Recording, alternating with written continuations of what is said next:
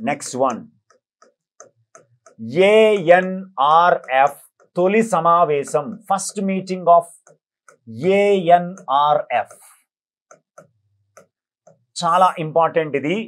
ANRF Anusandhan, దీని abbreviation ఏమిటంటే ఏ అంటే అనుసంధాన్, ఎన్ అంటే నేషనల్, ఆర్ అంటే రీసెర్చ్, ఎఫ్ అంటే foundation. Anusandhan national research foundation.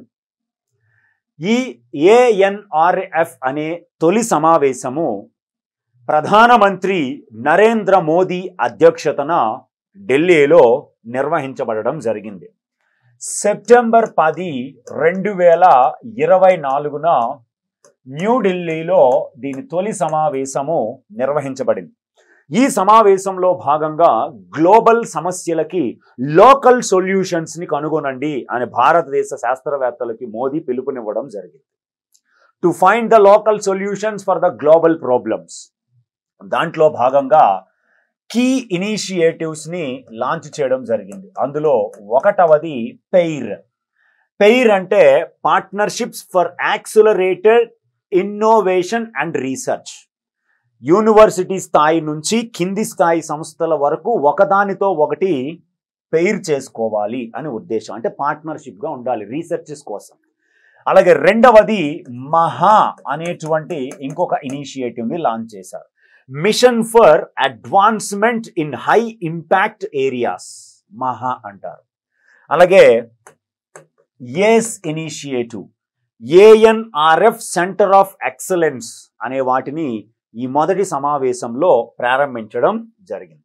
ఈ ANRF అనేది ఎందుకు ఏర్పాటు చేయబడింది అంటే ANRF చట్టం 2023 ప్రకారం లాస్ట్ ఇయరే దీన్ని తీసుకురావడం జరిగింది. Anusandhan national research foundation. ఈ అనుసంధాన్ నేషనల్ రీసెర్చ్ ఫౌండేషను దేశంలో రీసెర్చ్ మరియు డెవలప్మెంట్, పరిశోధన మరియు అభివృద్ధిని ప్రోత్సహించడం, రీసెర్చ్ ఇన్నోవేషన్ని వేగవంతం చేయడం దీని ముఖ్యమైన ఉద్దేశ్యం. ANRF అనేది ఒక శిఖరాగ్ర బాడీ, అపెక్స్ బాడీ, శిఖరాగ్ర సంస్థగా ఏర్పాటు చేయబడింది.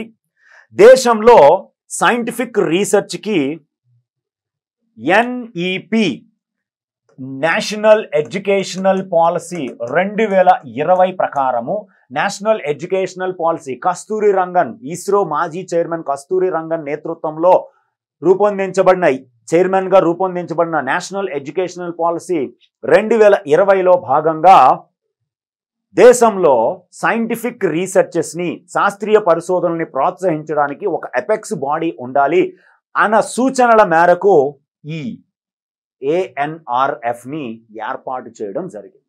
ఇది మర్చిపోకండి, ANRF. అయితే ANRF ఏర్పాటు చేసిన తర్వాత అప్పటికే భారతదేశంలో సెర్వ్ అనే సంస్థ ఉంది, అది ANRFలో కలిపేయడం జరిగింది. Science and engineering research board 2008లో పార్లమెంటు చట్టం ద్వారా సైన్స్ అండ్ ఇంజనీరింగ్ రీసెర్చ్ బోర్డుని ఏర్పాటు చేశారు. ఇప్పుడు దాన్ని ANRFలో మెర్జ్ చేసేయడం జరిగింది. దీన్ని 50,000 కోట్ల రూపాయలతో ANRFని ఏర్పాటు చేశారు వచ్చే 5 ఏళ్ల కాలానికి.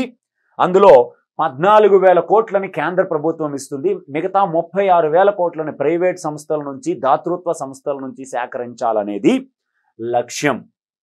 రైట్, చాలా చాలా ఇంపార్టెంట్ అయినటువంటి సైన్స్ అండ్ టెక్నాలజీ అంశాలు ఇవి. తదుపరి మనం రక్షణ రంగం అనేటువంటి అంశాలకి వెళదాం.